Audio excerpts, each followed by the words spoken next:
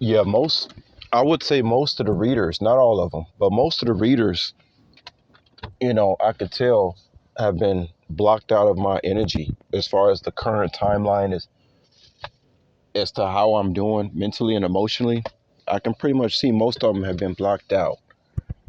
Um, the thing about the whole tarot card reading community is that I think a lot of them already noticed that, an individual spiritual team can kick you out of a person's energy anytime that they choose to. They can just have it so that a reader just can't read what a person is thinking or feeling at any given time. I find that uh, a lot of readers are tapping into energies of who I was 20 years ago. You got to remember, guys, once again, when I moved to Las Vegas, but that's the good thing about your boy. I'll come on here and I'll tell you guys exactly how it is. And I think I've stayed consistent with telling people exactly what it is. At the age of 30, when I moved to Las Vegas by myself, okay, and lived there 8 years, I did a lot of spiritual work in Las Vegas. It was a very peaceful place for about, I would say it was peaceful for about 6 years until, you know, I would pretty much say until Lyft and Uber came into town. Some of you guys remember Uber and Lyft had came into Las Vegas and the judge had ruled them out of Las Vegas. Okay. I still think picking random people up, you know, off those platforms is not a good thing. You remember, guys, I used to work for a transportation company where you had to be drug and alcohol tested randomly. Okay. And people dressed professionally who were picking people up to take them anywhere. You could track these people better. Me personally, I have never, I think I've only taken a Lyft or something, Uber or Lyft maybe once. I don't like the idea of just regular Joe Schmoes picking me up. A lot of these people are not doing so well, mentally, emotionally, based on, the society. You know, I could tell you guys as a chauffeur, as a former chauffeur, things were a lot more professional. You could trust who was picking you up more. These people had to go, like I said, they had to go through certain standards, and you can just track where these people came from. It's just that simple. If you get picked up by a Lyft driver these days, you really don't even know. I mean, most people I've seen just get in the car. When I lived in Las Vegas, it'd be all these drunk girls coming out of the clubs, right, 5 or 6 a.m. And I started noticing when Uber and Lyft came into town, these girls coming out of the club drunk, they would just hop in any car.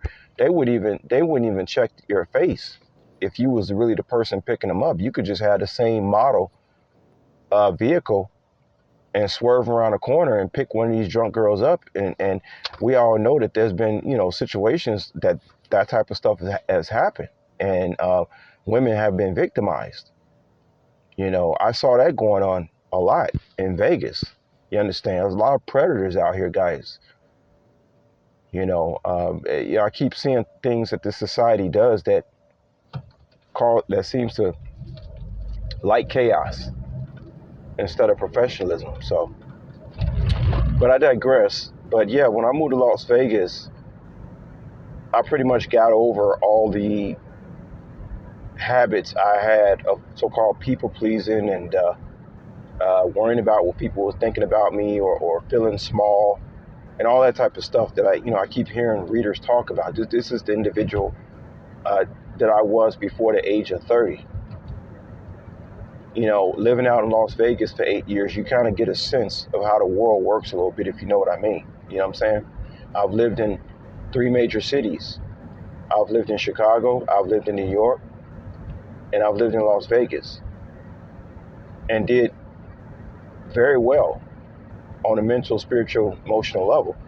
I think if you live in 3 cities like that, you pretty much got a firm grip of how things go. You pretty much get a firm grip on yourself and how to handle yourself in all different types of situations.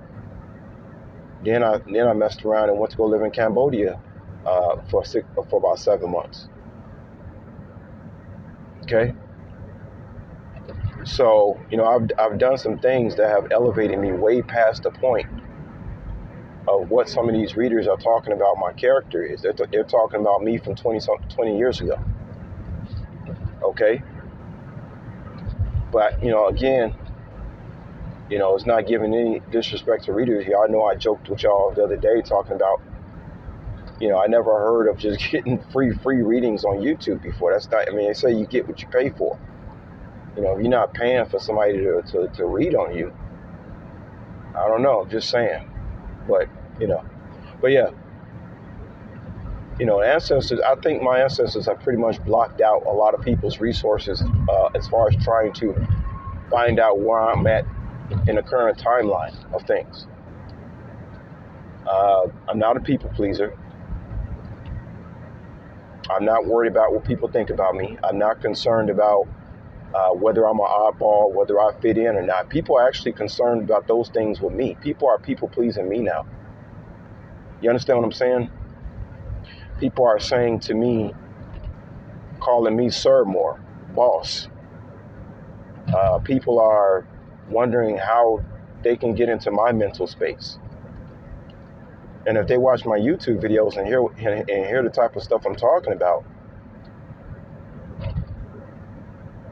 then they really, that's if they want to evolve and elevate. They're going to want to know how they can get into hang out with me. There are groups of people who want to know what I'm doing as a individual walk around. It's not the opposite. It's not me as an individual wanting to fit in with the crowd anymore. That's not the case here, guys. People are wondering people really actually wondering what's going on with me. They see the transformation on my face. They see the light shining around me, and they want to know what tricks did I just,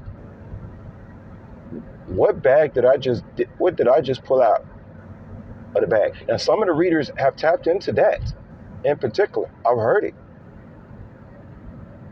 Like I said, not all of them. There's a few of them that know that's not the character who I was 20 years ago. That's not even on me anymore. People are feeling out of place with me as an individual. And now we see how these people are the so-called enemies, right? My enemies from the past. We can clearly see now what these people are without me in the mix. Not much of anything.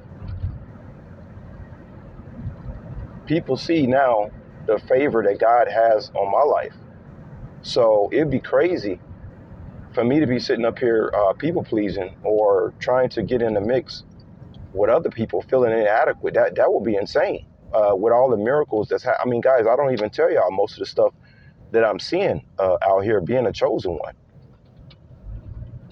I told you guys I'm living in another universe. So if I'm living in another universe, my whole mental has cosmically expanded. Me trying to fit in with people who haven't elevated to that universal status yet, that's not the case.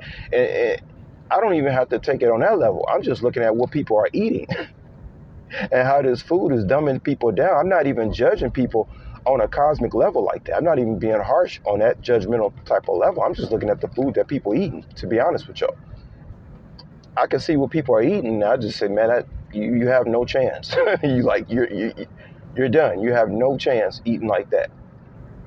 I'm judging people from that level. So like I said, it's a good thing I can come over here and I don't have an ego. I can tell you guys exactly where it is. But yeah, most of the readers, they've been blocked out from my energy right now.